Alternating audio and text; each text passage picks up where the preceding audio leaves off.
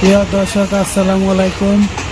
আপনারা যে রাস্তাটি দেখছেন, এই রাস্তাটি কিশোরগঞ্জ শহীদ সৈয়দ নজরুল ইসলাম মেডিকেল কলেজের সামনের রাস্তা।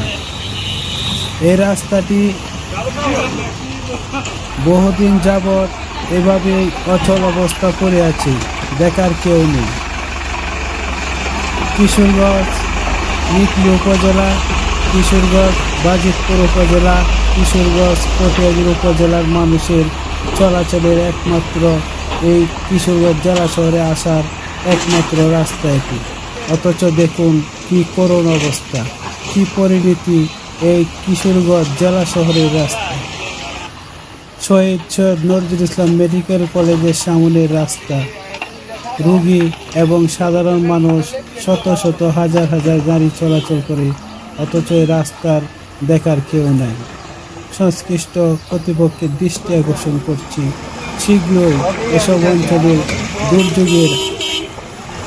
দুর্ভোগের হাত থেকে আমাদেরকে রক্ষা করুন। এই রাস্তাটি শীঘ্রই নির্মাণের উদ্যোগ গ্রহণ করুন।